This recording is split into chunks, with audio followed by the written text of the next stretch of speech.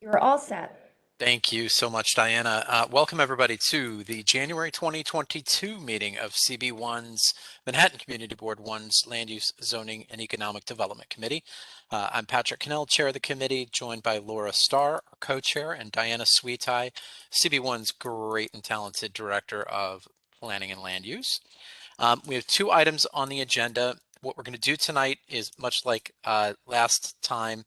I am going to have to leave the meeting early after the first item on the agenda. However, my co-chair is unable to take this one because of a recusal issue that I'll let her describe. So what we're going to do is ever so briefly, adjourn the meeting. When this item is done, we'll reopen the meeting. Laura will take over. I will bid you all adieu, and that will be that. So first item on our agenda, let's go right away, is a challenge on zoning, a zoning challenge that has been filed by Council Member Chris Marte and the Seaport Coalition regarding 250 Water Street. George Janes, a land use consultant for the coalition and for the council member, I believe, is going to present on the challenge. And then I will, before we open it up to committee questions and the public questions and comments and see what we want to do about this, I will read into the record a letter or invite representatives from the Howard Hughes side to comment because we did receive a letter from David Karnofsky of Fried Frank, Land Use Council for the applicant. So with that, George, are you ready to go?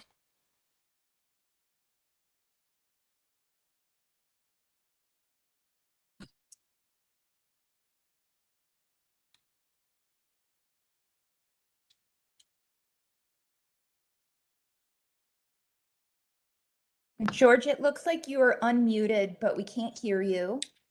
Could you try adjusting your audio settings? While he's doing that, why don't I give deference and recognize the council member, Christopher Marte, who's on, I see. Council member, if you'd like to say anything, we do offer that courtesy to elected officials at the beginning of the meeting.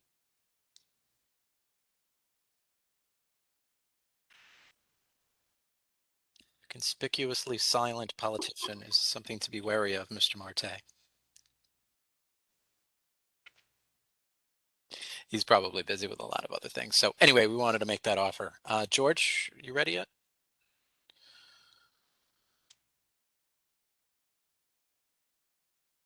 Patrick, I'm going to give George a call and try to walk him through some troubleshooting. If you could just Okay. give me a minute.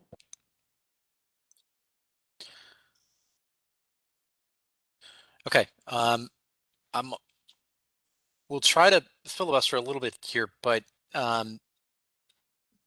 because of the logistics, it's not easy to just switch these two around. So I do want to give George a few minutes to try to figure this out.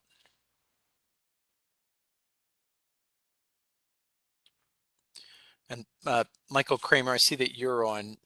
Perhaps if you're prepared and interested and want to give a 30,000-foot overview introduction before George takes over, but the second his audio comes back on, we'll let him take the floor. Sure. All right. Thank you, Patrick. So as we learned back in 2009, a zoning challenge is available to any member of the public when a building application has been filed. And we have 45 days to file such an application, and we've done so in a timely manner. George Janes, as everybody knows, is a very well-known land use consultant. He most recently worked for Community Board 1 on the Governor's Island and helped prepare that voluminous resolution on Governor's Island. George has been working with a number of other land use experts, including Connor Allerton, who is the land use guy for Christopher Marte, for our new council member. Connor comes out of the Manhattan Borough President's office.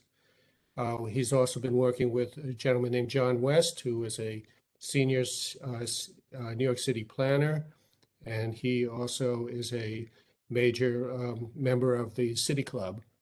And so they've put their collective wisdom together and worked with our coalition to craft this challenge, this zoning challenge.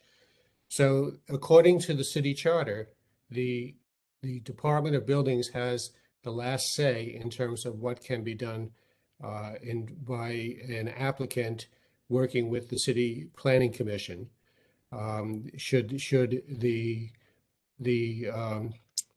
Buildings Department have an opinion that is contrary to our application, it can also be appealed to the BSA as well, and they have the final say. And after that, it's the courts. So it's no surprise to this community board that our coalition has been George? advocating. Can you Hey, hear me? George.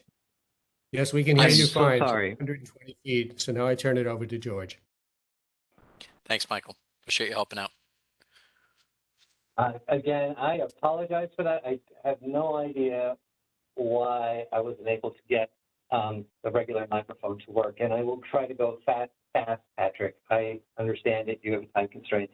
Okay, so the ZD1 for this project was posted on November 17th on the DOB's website.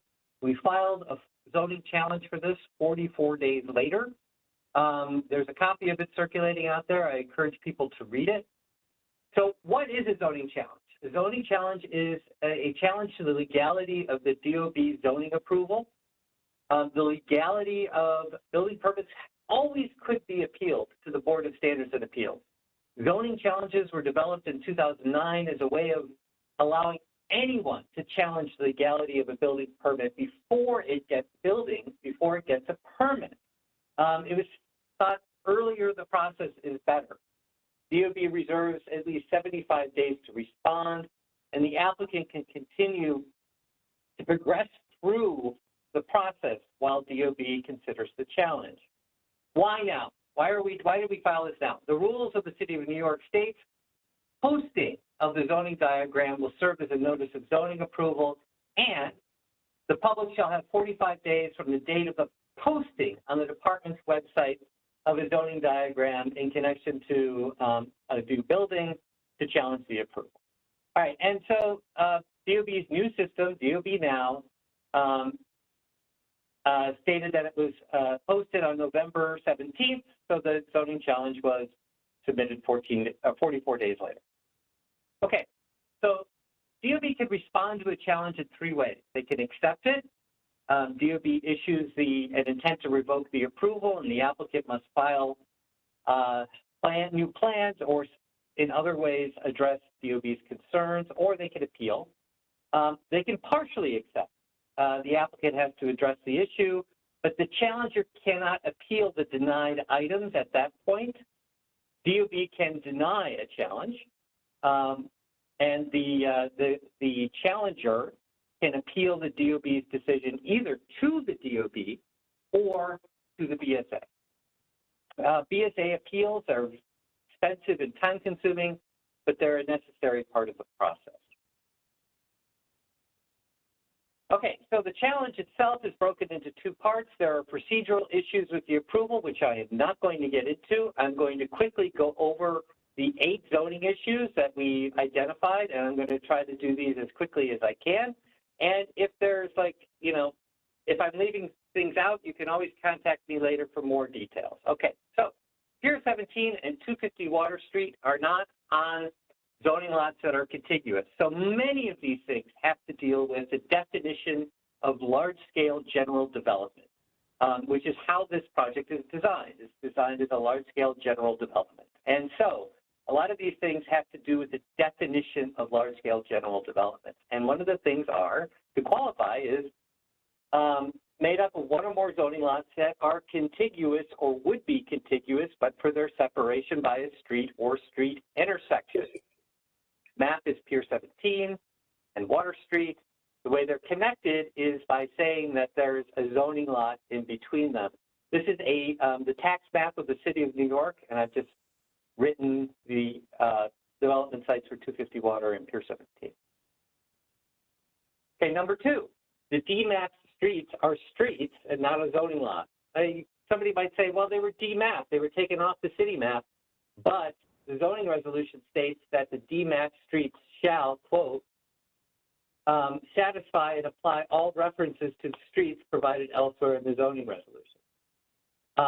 So streets define the edges of blocks. Zoning lots are found within blocks. They don't overlap. Streets can also be, however, public parks. And part of the DMap Streets is also a public park, which should be alienated if they want to use it as part of the zoning law. Okay, number 3, part of DMap Streets include a partial tax lot, not a whole tax lot. Okay, so this is part of a building bulletin that the DOB issued in March 2020. And they stated that going forward, quote, a zoning lot may not consist of parts of tax lots. This red line is in theory the street zoning lot that connects 250 Water to Pier 17. The blue area is Block 74, Lot 20. And it is a part of it is in the zoning lot, part of it is not. And it's directly contrary to the March 2020 building bulletin from the DOB. Okay, number 4. The large-scale general development is not being used, developed, or enlarged as a unit. Okay, so again, the definition says that large-scale development tracts of land must have been used or developed or enlarged as a unit. And there is no connection really between Pier 17 and 250 Water that makes them a unit, or at least that's what we argue. And the DMap Streets, though, are even less integral when compared to Pier 17 and 250 Water. They provide access to the buildings around them, not to Pier 17 or 250 Water. Number 5.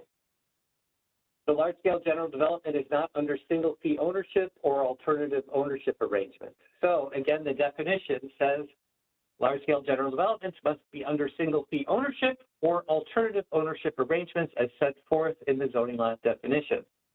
250 Water is owned by the applicant. The DMap Streets are owned by the City of New York. There is a lease that the applicant has on the DMap Streets, but it is not a ground lease and does not constitute a lease for ownership purposes, or at least that's our argument. Number 6, there is a bulk distribution from the large-scale general development zoning lots occupied by existing buildings, and this is a longer one. But again, it's from the definition. It says large-scale general developments may include land occupied by buildings existing at the time of an application is submitted to the City Planning Commission under the provisions of Article 6, Chapter 4, provided that, Article 7, provided that such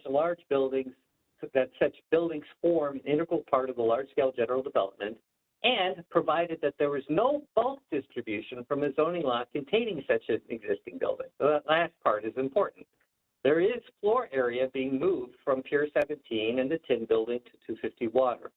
Those buildings existed at the time of application. Number 7. This is related to the last one. It's the same quote, but it says that the existing buildings it must form an integral part of the LSGD. And the argument is that Pier 17 and the Tin Building are not an integral part of 250 Water. And then finally, the last one is Pier 17 does not consist of a single zoning lot or 2 or more zoning lots. The same argument as number 3, basically saying that here's lot 10, here's lot 11, here's lot 8, but the red line is the zoning lot for the Pier 17. And then this chunk over here is not even a lot of record. It's the former street bed. Okay, so those are the arguments really quick. And again, I encourage people, if they have questions, they contact me outside this meeting when there's not as much of a time issue. So what's next? Okay, so this is really important. Despite the ZB1 posting, the DOB has said that the project doesn't yet have zoning approval. DOB, this is probably a administrative snafu. DOB is rolling out a new website. It's called DOB Now, and 250 Water is one of the first new buildings to use it. It appears that DOB did not design the website considering the rules of the City of New York and zoning challenges. So that it's posted, but it doesn't have zoning approval. The old website, that wouldn't have happened. In DOB now, it appears that, they have this notice that says it's submitted. And so the DOB is not going to start a review of our zoning challenge until it is in accepted status. The good thing is that this allows for updates and amendments. So if you have any comments, you want to make it better, see a typo, let me know. We can fix it. And then finally, the open issues is in rezonings, there are often these things called points of agreement, as you probably know, that detail community benefits. There is no points of agreement in this rezoning, but there is a letter from EDC to the museum, or at least I've been told, that details the support the museum will receive. I think it's in the public's interest to see the letter, but it hasn't been made available. I know Diana has spoiled it, but perhaps elected officials are able to get it quicker, or there's some other means to get it. So I know that was really rapid fire, and there's a lot in there, but that's what I got. And if there are questions or discussions, happy to take them. George, thanks, first of all, for doing that. Sincerely appreciate. Before we go to questions, and George touched on this a little bit, we received today a letter forwarded from the HHC team, which was a letter authored by, as I mentioned earlier, David Karnofsky, Land Use Counsel for the applicant. Is anybody from the HHC team here who could, in a few sentences, describe that letter, or I can just we can post it in the chat and I could summarize it and read it if nobody else is able to. Diana, do we have anybody from the HHC team? No one with a Okay. hand up that wants to speak. Let me just read what I think is, well, it's rather short, so if y'all will indulge me, I'll just read it. It says that the firm represents Howard Hughes Corporation in connection with the development of the building at 250 Water Street.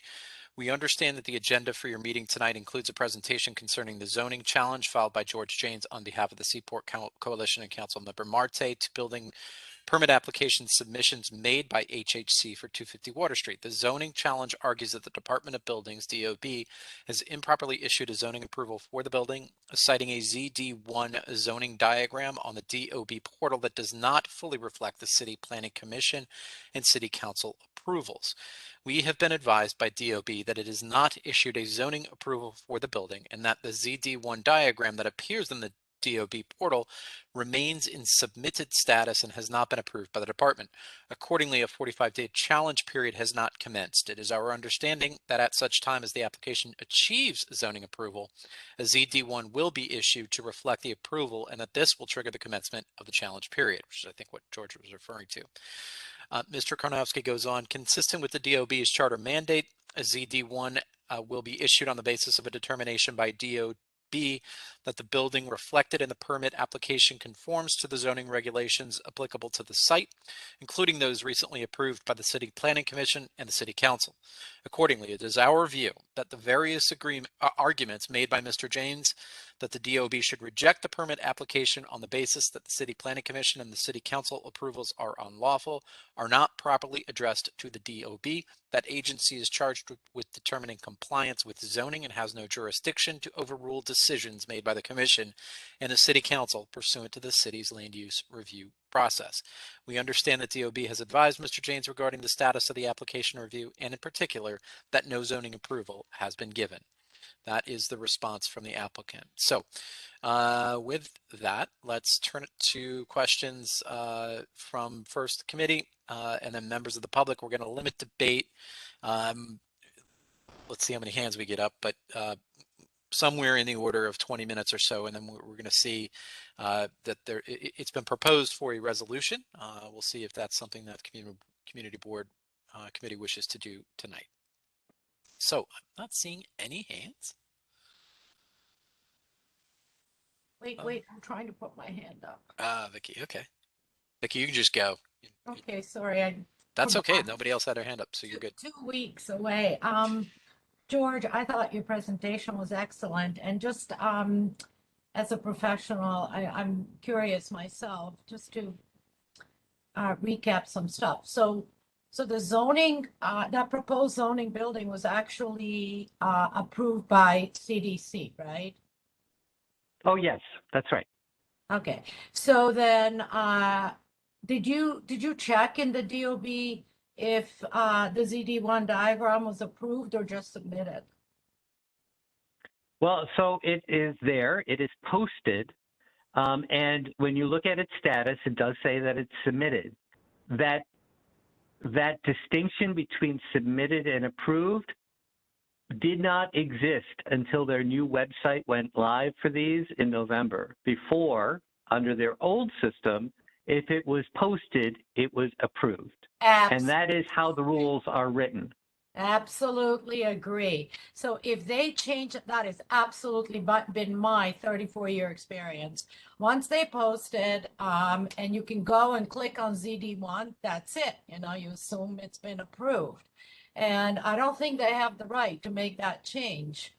Not only, you know, sort of haphazardly, but I don't think DOB has the right to make those changes, right? On their own. Well, I mean, clearly they need to improve the system. Let's put it, you know, state the obvious, is that you have rules that reflect the old system, and you've adopted a new system, but you haven't updated the rules. That's right. And We haven't heard, you know, the architects haven't heard of this. I think it's a mistake. I think it's a glitch that they didn't realize, like many other glitches.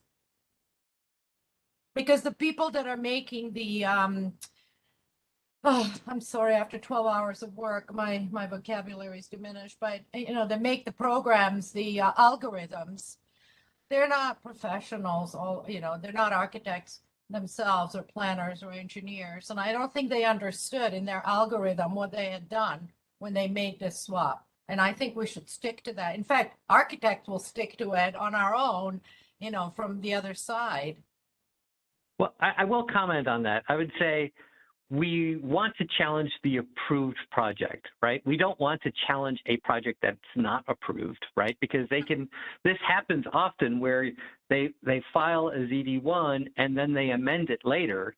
And if you filed a zoning challenge on the first one, it's mooted. You've got to file it again, right? And so we need to make certain that we're challenging what's approved. And so, you know, I just think they've got to fix their processes. Yeah, I know. I will tell you that when I first saw the presentation on their zoning strategy, I was amazed at the far-reaching interpretation of the law.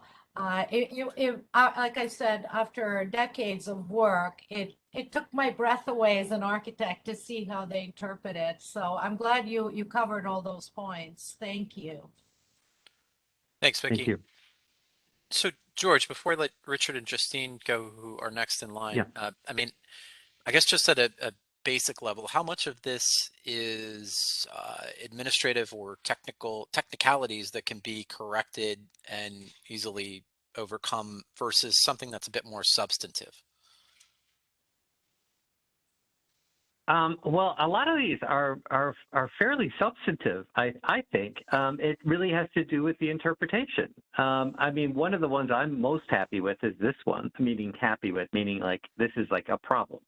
This one right here is a problem because, you know, this building bulletin came out of the whole 200 Amsterdam fiasco, and it was actually years in the making. And it's like only 2 sentences long. It's a tiny little building bulletin, but it says a zoning lot may not consist of parts of tax lots. And they have a zoning lot here that consists of parts of tax lots. This is one part of a tax lot, and there is no tax lot for the streets. There was never assigned a block and lot during the demapping. And that does not meet their definition. So what does the Department of Buildings do about that? Do they ignore their building bulletin that they just put forward in 2020 that was 5 years in the making? This is a big issue. I think that's a very big issue. I think the issue with the streets and the adjacency is a big issue. Like, are these really contiguous? Does that zoning lot, that street zoning lot, this one, actually function as something that makes them contiguous and integral? It really is, you know, a lot of this, you know, why I say that there are 8 different challenges. It's all, they're all like they're related about the definition of a general large scale. What is it? How is it applied? And does this project actually fit to it? And as I like to say, you know, the Department of City Planning and the City Planning Commission, they make zoning, but they don't interpret it. That's the job for the Department of Buildings. And they sometimes disagree. And we'll see if they disagree here. Got it. Thanks. Appreciate the answer. I'm going to go Richard Corman, Justine Kucha, then Alice, I see you have your hand up, but Connor Allerton, who's land use director, I think, with Councilmember Marte's office. I'm going to ask Connor to speak. So Richard, Justine, Connor, then Alice. Yes. Thanks, Patrick, and thank you, George. Unfortunately, I'm going to ask my question coming from a very different perspective as Vicky, because I don't understand what I saw, and because it's just, these are things I don't fully comprehend. So I would hope that you could help a novice like me understand what it is, you know, in very simple terms, what it is that they're trying to do that this zoning change would allow them to do, and how this challenge would alter that. That's my first question. And my second question is, the letter that we received from HHC says something about, if I remember what you said, Patrick, that we didn't have the wherewithal, or there was no basis for any kind of challenge to what the city council had proposed. And I was hoping George could respond to that, if I got what you read correctly. Sure. Okay, so on the first one. Really, layman's terms.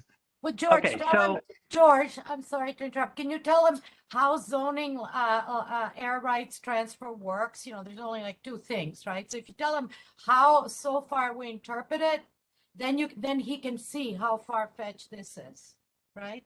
Okay. Oh, well, let me just start with what is a general large scale. All right. So a general large scale is a zoning tool that isn't used very often.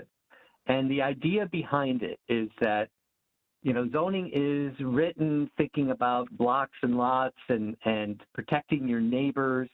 And sometimes when you have a big site, a site that includes a whole block or even crosses a street, some of those rules in zoning, they don't make sense anymore because you don't have neighbors. It's all your project, right? And so the idea was that in a general large scale or a large scale residential development was that you could get waivers for all kinds of things, all sorts of rules in zoning that would apply normally because you have a big project that's going to be custom designed. And so you would apply for a general large scale special permit, right? And so you see a lot of big projects like that take up an entire city block. Many of those would have a general large scale special permit, sometimes crossing the street. Okay, so that's the concept of a general large scale special permit. It's not your typical zoning tool, but it is a zoning tool that is used. In this case, they are expanding the general large-scale special permit tool further than has been typically or maybe ever used before by stretching it from Pier 17 all the way to 250 by using the streets in between them. Now they're saying that the streets aren't streets and that they're part of a zoning lot that just connects them. But that's the argument, is that we have the streets being, we argue that they're streets still because the zoning says that they're still streets, right? And so the fact that they were demapped doesn't really matter because zoning says that they're still going to be considered streets. So, I mean, I acknowledge that this is way into the weeds, right? This is a very, very technical document. I encourage you to read it. It's written in English and it's backed up by the quoted text. But I also acknowledge it's not for everybody because it's highly, highly technical. But, I'm also willing to talk to any of you outside this meeting if you want to get into the details, especially since we get an opportunity to amend it. So, and second, everything that David Karnofsky said was true. I would say, though, we aren't challenging anything that the Department of City Planning or the City Council did. What they passed a special permit, right? And so that's what they did. And what we're doing is we're talking to the Department of Buildings about their interpretation of the special permit. So they may not agree, and this is a really important thing, is that if they don't agree, the only agency's opinion that really matters is the Department of Buildings, because they have the charter given responsibility of interpreting the zoning code. That is written by DCP and approved by the CPC. So that's why we want to get the DOB into this, because, there are, as I wrote, there are a lot of things that just don't make a lot of sense when you read the words on a page, right? I was reading the word, they have to be contiguous, except by a street, and they're not. Only through some crazy permutation can somebody even argue that. And, let's get the Department of Buildings to weigh in on this and see if they agree. And that's really, that's what we're doing. It's not directly challenging what the CPC or the City Council did. They did what they did, but let's just see if it lines up with all of the other zoning rules as well. Thanks, George. Let's see if And we then can move along. just one, Sorry, go ahead. Richard. just to clarify, and this large scale development, whatever it's called, that allows them to transfer the air rights to 250 Water. Is that the fundamental element here? That is exact. Yes, I'm sorry. I should have mentioned that. Yes. So by making this all part of one large scale plan, they're able to move floor area around irrespective of zoning lots, right? So they can move it from Pier 17 all the way to 250 Water. And one of the complaints that I made in the application to city planning is that this is just a crazy way to put floor area at 250 Water. It's so complicated. Why didn't they just rezone it, right? They could have done whatever they wanted with just a simple rezoning of 250 Water. It just seems so needlessly complex. Thanks, George. Thanks, Richard. All right, Justine, Connor, and then Alice, and let's see if we can keep things moving along, please. Sure. Thanks, Patrick. Thanks, George. That actually helped. And yeah, I'm in the boat with Richard. And I think his last question may have helped me understand where I'm going. So at the end of the day, if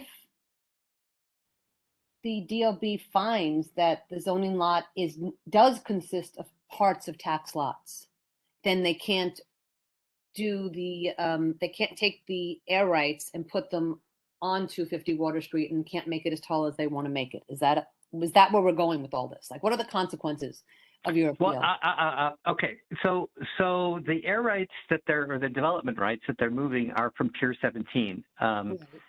What my thinking is that, and then really this is ultimately a legal question that will be fought out amongst the attorneys, is that if the Department of Buildings upholds their building bulletin, well, that means that they have to change the zoning lots that are in the large-scale special permit area, which is an amendment, which I believe would open up ULURP again. And so it would have to go through again. Interesting. So all of And this. we have a new administration, we have a new council member, we have new people involved. Now, they may say it's a minor modification, but I don't know. I don't know of a minor modification that is changing your zoning lots in your large scale plan. I don't know. I don't know if that's ever been called a minor modification.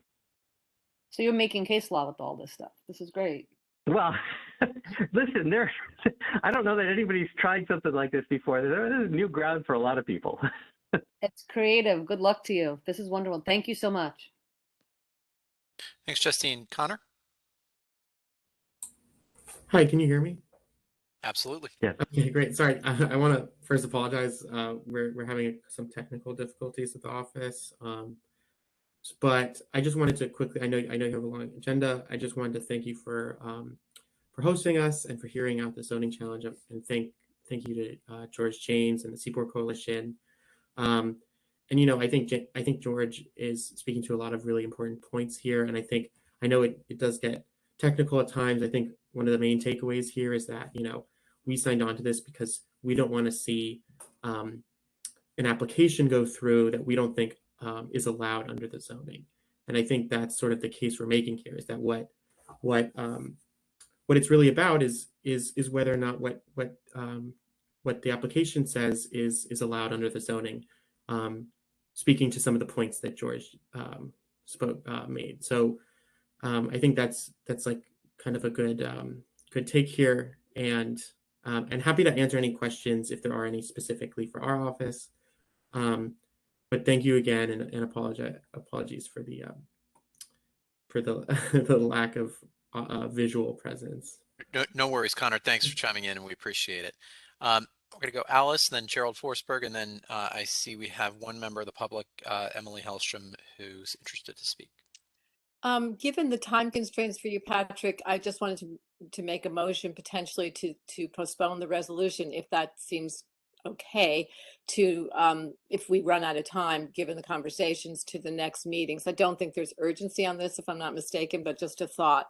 But moreover, just I wanted to just state a big thank you to George Janes, the Seaport Coalition, City Club, and Council Member, not in that order, Council Member Marte and Connor. It's a tremendous effort. I think it's an extraordinary piece of work, and I think it's tremendous to review all of this. So George, I have a question for you. If the zoning does or doesn't go through, can you just explain what implication there is for the use of these streets, these DMap streets? It's never been crystal clear, at least personally to me, as to what can and can't go on these streets. So we see a restaurant there. It's a private restaurant, takes up a tremendous part of Fulton Street. Is there any regulation that's there that allows for this to go on in perpetuity? And can it happen on every one of these streets on this red diagram? Do you have any information? Oh my goodness. I mean, these streets, Alice, the leases that are involved with them are like this thick. They're enormous, and they detail like what can happen in the streets and awnings and closures and things that can happen on the streets. And I understand. I've been told that they're non-exclusive, meaning that that different parties have leases on the streets. What I can tell you is that number one, they weren't entirely demapped. Actually, the land below grade is still a street. The land above grade was demapped. Now, number two, the fact that some of them have block and lots and some of them don't, and part of it is actually controlled by the Department of Parks and Recreation, which means that it's a public park street. It's just a mess. Let me put it this way: we should never have done this. Well, somebody may disagree with me, but I think 50 years ago, when this idea was first floated, this is a bad idea. And I think somebody I know and respect said it was the original sin of creating development rights from streets, which we don't do, right? That we don't do anywhere else except here. And so I don't exactly know what can happen here. It's written in the leases that control this and what people can do. And those leases are long and complicated, and and myriad. So, maybe somebody can volunteer. Wow. Well, okay. Yeah, because it seems as if the public has absolutely no say of what can and can't go on these streets as of today. And I can only imagine that won't get easier under either of these, if the zoning goes through. Okay. Well, thanks again, George. Tremendous work. I really appreciate it. Thanks. Thanks, Alice. Joe Forsberg.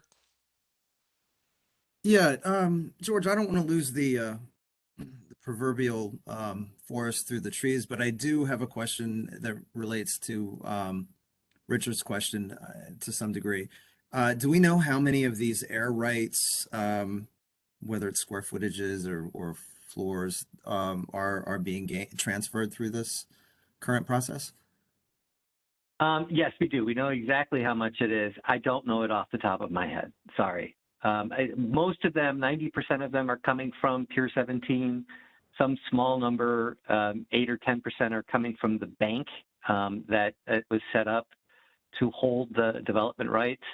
But most of it is coming from Pier 17. Diana, you may know this number. No? I did it one time. I did it one time. Let's look it up. All right, well, maybe collectively we can get it, because I do think that the public would be interested in hearing, the community would be interested in hearing. Yeah, it's part of the application. I just don't know it off the top of my head. All right, thanks so much. Thanks, Gerald. Vicky, I see your hand is up, but is that from earlier? Have a minute. Sure. So, Richard, I just want to add something here.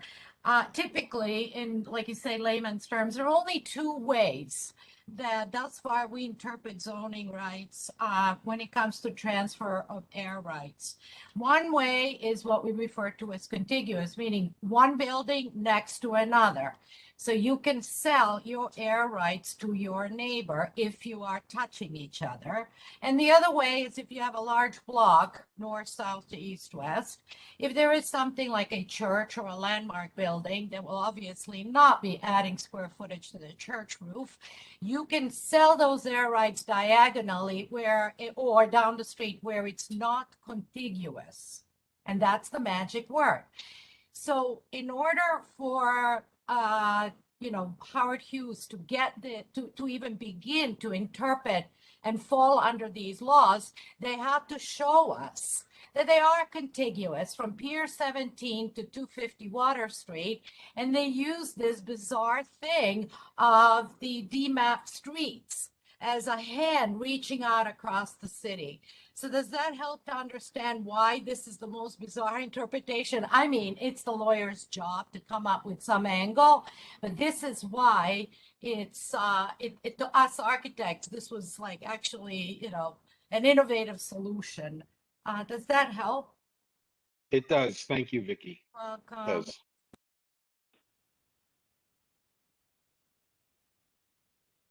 Oops. Thanks, Vicky. All right. We're going to move on to members of the public. I see we have, in addition to Emily Hellstrom, Rose Imperato and Layla Logisico. Emily, Rose, and then Layla. It may take just a second to unmute you. Emily, you have 2 minutes. Okay, great. Thank you so much. I hope you can hear me. I just want to say thank you for taking this up. I do think very strongly that it should be a resolution and that it should certainly be something that you vote upon in order to have enough time to add to the challenge that is in front of the Department of Buildings. That would be important. And I guess I would just say that, like George mentioned, you wonder why they do something so complicated when there is a more simple answer. And I would say they never don't do it for a reason. And I believe that this city and lawyers work on these things in order to try them out and then use them in places all over the city. So I believe this has ramifications that could really affect many more areas. And so therefore, I think you are doing God's work in challenge if you choose to join in this challenge, because these things are so complicated. It is very important that we hold these agencies, and say, that we can't just do whatever we want and figure out a way to make them happen. There are zoning rules for a reason, and we really need to stick to them. Otherwise, it becomes the wild, wild west, especially when it comes to historic districts and our public land. These DMap streets and parkland and things like that, that is the people's land. And it's really important that we keep it open and public. Public land is just so deeply important.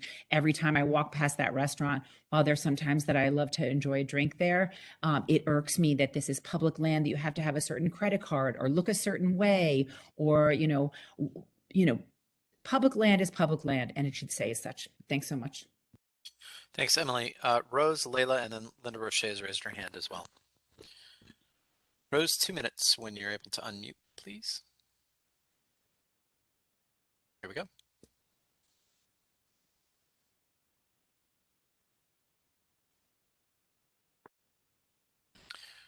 Rose, Hello? I see you're on mute. There we are. Oh. Carry on. We can hear you, Rose. Go ahead. Oh, now we can't. All right, Rose, we're going to come back to you. I'm going to go to Layla and then to Linda.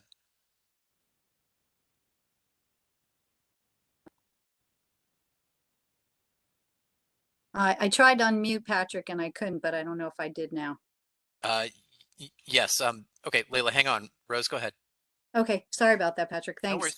worries. Yeah, I appreciate the wisdom shared here tonight. And while George points out that a lot of it could be very technical, I understood it, and it just solidifies my thinking about the need to really try to stop this, because clearly there are regulations and zoning laws and put into place for a reason, and it does feel like the HHC really could care less about the DOB. I mean, I'm hoping that the DOB will take heed about what your recommendations are, and that you will put forth all the good words that were spoken here tonight. And the DOB must see that these HHC workarounds to bend the regulations until public assets and long-term control of public streets is somehow taken is just unthinkable. I'm a member of the public. My family has lived in Manhattan for more than 125 years, most of it in lower Manhattan. And I feel like this community board and the DOB need to stand in the way of a very typical case that we see so often, where a private developer feels they can just move forward, bend, as I've heard tonight, get very complex narratives around why they're doing what they're doing, but ultimately it's to win. And it doesn't really matter if it's in the public interest or not. And if zoning regulations are in their way, well, so be it. And there's a way to flaunt that. So I just really encourage everyone who's put forth very good counsel here tonight to be represented. And I hope the DOB listens. We have to urge them to stay strong and to not fold under the typical scenario of a private developer's strength. Thanks very much for letting me share that. Thanks, Rose. Layla, and then Linda.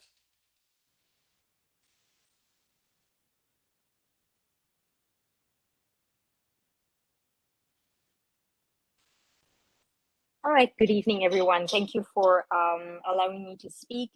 I'm the chair of the Land Use Committee of CB5, and very interested in what's happening in your district. Just wanted to share one thing that has happened in our district for the development of the Grand Hyatt, also known as the Commodore. The Pew Place was demapped and incorporated into the development site. So I wanted to share that with you.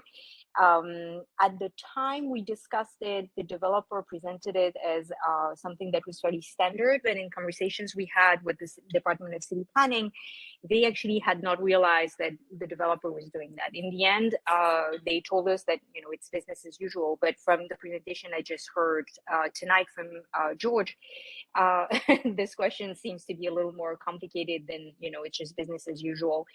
But what I would like to ask of CB1 is that, as Vicky, the previous speaker, said, that there is a great likelihood that this would set a terrible precedent for other parts of the city. Your sister board CB5 has, a little bit of a similar makeup with high density. And so we would like to urge you to pass a resolution that would actually consider the impacts of this precedent to other parts of the city and be as all-encompassing as you possibly can in the language of your resolution, thinking about how that would affect other parts of Manhattan and other boroughs.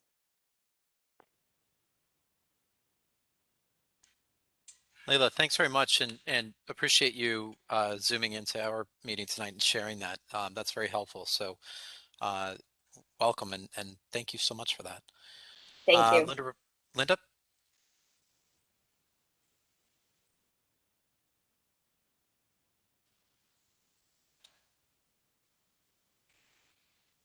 On your agenda tonight. I am a member of the Seaport Coalition and also a resident of the Seaport area for 43 years. I wanted to say that Howard Hughes, they want what they want, and they'll use any means to get it, from holding the museum hostage to offering affordable housing to an out of size building. The bigger issue, though, to me, is the precedent this sets to the rest of the city. Now, this is going on all over the 4 boroughs. Staten Island doesn't seem to have these issues, but every borough in New York City has zoning and land use issues right now. We will be setting a precedent if this goes through, and it's very worrisome that our city is being turned over to developers. I would hope that we write a strong resolution and thwart Howard Hughes. Thank you very much. Thanks, Linda. Right, looks like we're nearing the end. Oh, Paul Goldstein and Rosa Chang. If you can keep it brief. Couple of points. Number one, Richard, in the vast majority of cases, air rights are only supposed to be transferred from a contiguous site. So that's really the basis of a lot of our objections, as we also stated on our resolution, objecting to this, to city planning. And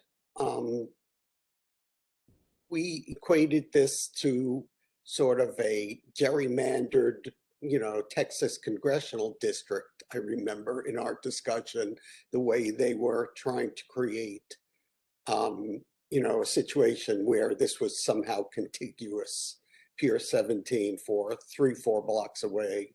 So that was always a major concern of this community board that we raised, and that in our resolution that was voted on with only one person not approving it. It was otherwise unanimous. That was our position. So that's one thing. Number two. Paul, sorry, Paul, can I just ask on that? Sure. There was also a question or the intent to try to sell those air rights outside the district. But how does that work with the idea of it being contiguous? Well, sorry for being dumb about this. I was trying to avoid getting into the other way that the Seaport works. That's a little different than most other areas. They do have a certain situation where air rights can be sold to specific receiving sites from specific sites that are allowed to sell them. So in this case, 250 Water Street is not a receiving site, so it does not qualify. Howard Hughes could have, and I think several people on the community board, myself included, suggested to them, why don't we work on trying to find another site or two outside the historic district that could be a receiving site, or maybe use an existing receiving site like at 55 Water Street that still has an opportunity to accept air rights. So Howard Hughes declined that because their goal was to build a tower at 250 Water, especially after they paid, $180 million for the site. So yes, there are some rare exceptions. The theater district also has a mechanism where theaters can sell air rights outside, but Howard Hughes chose not to take advantage of such a mechanism and instead is trying to create something that is unprecedented in most of our opinions, and certainly in the opinion of the experts that we've turned to who know a lot more about land use precedent than we do. George, I would just ask you a quick question. There was a suggestion that we delay a vote. Is that something that would be, what's your response to that? I think it's your business, right? I would defer to members of this board on that decision. It's, I will say this in terms of process is that we do have another bite at the apple, right? That this project will get a zoning approval and we will resubmit this, so you have time. But I will say this, is that sometimes when we try to put together zoning challenges and get support from elected officials or community boards, it takes time. And sometimes if we have a hard deadline coming up, it's difficult. But, we have time now. So I think it's up to you all and how you want to consider it. And another practical matter, frankly, is, people like George have to get paid for this. And if we have to invite him back for another whole presentation at another future meeting, that will just make this a much more expensive endeavor. So I would, based on the reaction that we've received, propose a motion to go along with our new council member and the Seaport Coalition to support this. And again, if there are changes or if we have anything that requires it, we will. Certainly wouldn't be the first time that this committee and board takes more than one look at a project. Okay, let's hold any motions until we've heard from everybody, including any motions to delay it. But I hear your point, Paul.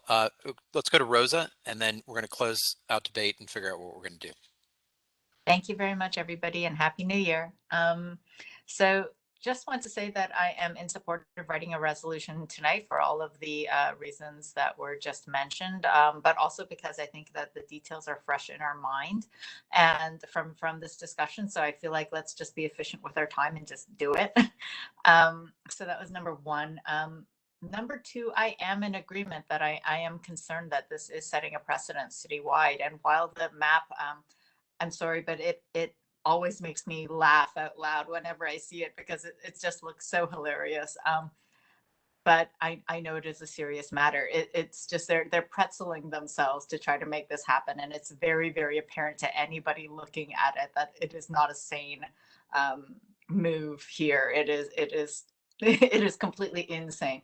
So, and I also just on the issue of the whole Seaport Museum, I really, really wish we could decouple the Seaport Museum from this conversation, because what we've found through the 5,000 meetings we've had on this property is that Howard Hughes is paying EDC for the right to transfer and do all this pretzeling to get there, to move the air rights from Pier 17 to 250 Water, right? They're not paying the Seaport Museum anything. They're paying EDC for the right to transfer the air rights. What EDC chooses to do with that money after they've received it, which by then is public funds, right? Not under control of Howard Hughes anymore, is their business. And so to maybe put a more sort of friendly lens on it, they're saying it's a donation to the South Street Seaport Museum, but in fact, it's actually public funds that is being funneled to a project to make it look like Howard Hughes is supporting the museum, but I don't believe that is actually the case. One final point is if it's $50 million, then for the number of square feet that Diana sent out in the chat, I believe that works out to about $241 per square foot.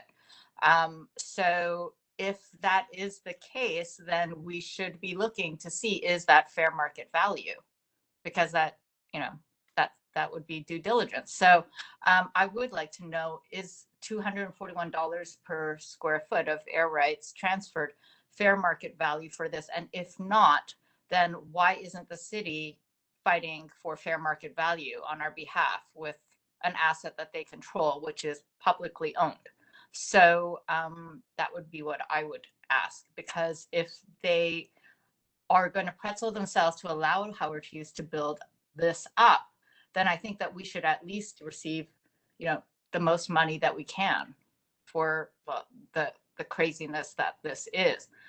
But I would object to what this is. I think that it's unfair, frankly, for there to be one set of rules for the people who can afford it and another set of rules for everybody else. And it's blatantly what this situation is, and it's incredibly disturbing to me that that is what this is. Thank you. That was it. So resolution tonight, please. Thanks, Rosa. With that, we're going to close debate, and it does sound like folks are interested in moving forward with a resolution tonight. There were no formal motions made, but if anybody does wish to make a motion to adjourn that and have it seconded, now would be the time to do so.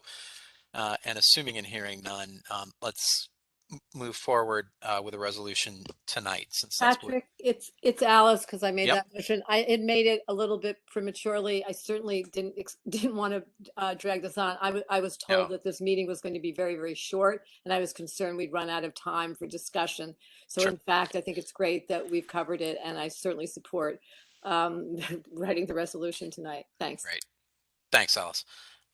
Okay, so look, I think between Diana and me, we can come up with